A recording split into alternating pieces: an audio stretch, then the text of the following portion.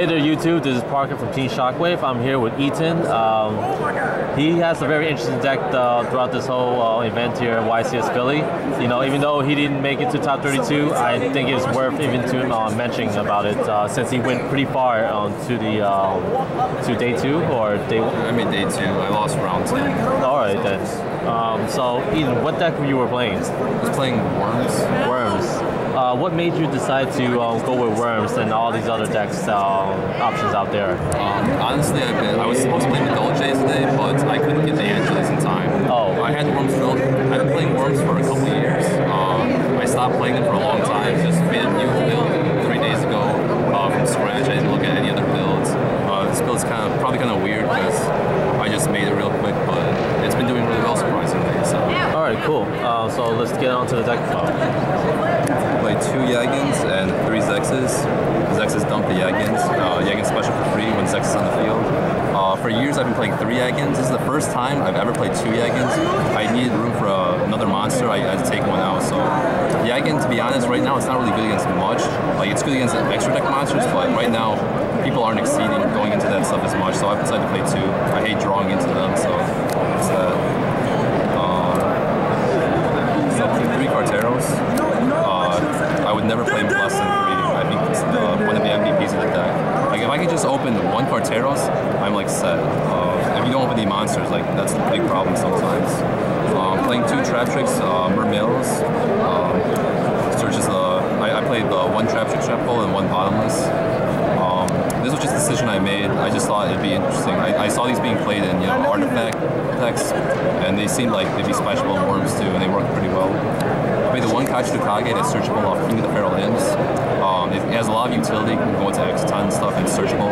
More than 1 is a little too cloggy because you don't play many monsters to begin with, so it's hard to summon sometimes, it's a dead draw. 1 Thunder King necessary. I played the 1 Evil Dragon and Nanta, which is searchable off King of the Feral Imps. What it does is you special summon it by banishing all reptiles in your grave, gain 600 for each, and at the end phase, you can destroy any card in the field. It's searchable. I mean, I'm only playing this because it's searchable, otherwise I probably wouldn't. It gets in a lot of times, people don't expect it, and you can +1 every turn if they can't get rid of it. I play the 1 BLS. King of the Feral Imps is dark, and it's my most used Exceed monster, and so is Kachu Kage and Evil Dragon and Nanta. I was debating whether to put this in, but it worked out really well over the weekend. And I played the 1 Honest and the 1 Worm King. For spells, I have 1 Soul Charge, not many monsters again, so it has some utility, but not that much. 3 Dualities I think is necessary because if you don't draw a monster or like a Zex or Carteros, it's kind of hard to come back. So I played 2 MSTs. I was going with 3, but I decided like it's okay this format, not great. The 1 Book of Moon and the 1 Rank of Magic 7th one. I don't play much draw power besides the Nebula, so usually I just draw this during my draw phase. I activated this a total of 7 times over this weekend. All my rounds except for 2. As for traps, 3 Nebula of course. 1 Wiretap. I was gonna play 2, but sometimes you need more like offense than defense. I mean, it was fine. The 1 I played 2 Breakthroughs for the artifact matchup. I didn't have a 3rd. I probably played a 3rd in the morning. 1 Burst Rebirth. What this does is special summon the monster face down. It's good for Worm Carteros, like use on their end phase for the next turn. 1 Near Force, 1 Compulse, 1 Trap Trick Trap Hole. Play 1 offering to the Snake DD, which is basically an Icarus attack for reptiles.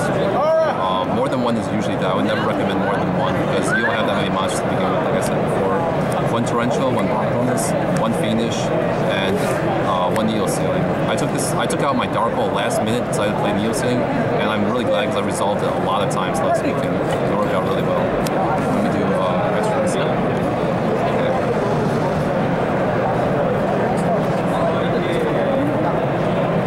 For extra deck, I have an Honor Heart, a C101 for the Rank of Magic, King of the Feral Imps, 2 of them, 1 Hexaton Knight, Diamond Dire, a Bujin, Tsukiyomi. I can pitch 1 card to draw. I can pitch my hand to draw 2.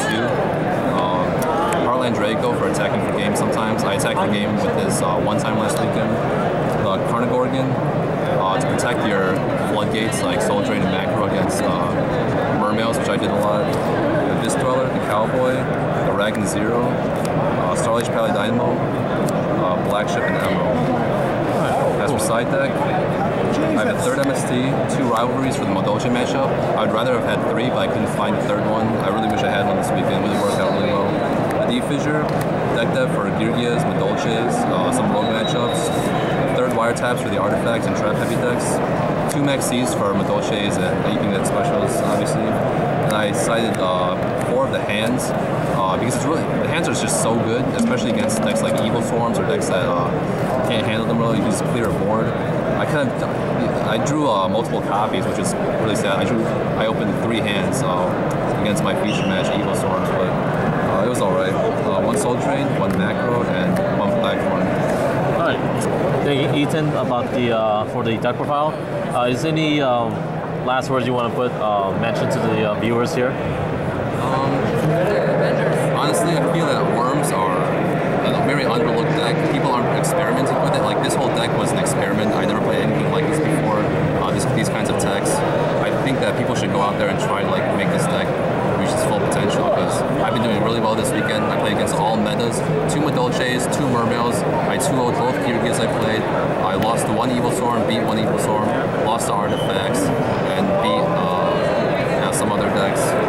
No rogue matchups, basically, all relevant meta. So you can see it does fairly well. Alright then. Thank you again for the deck profile, and this is Parker from Team Shockwave, signing out.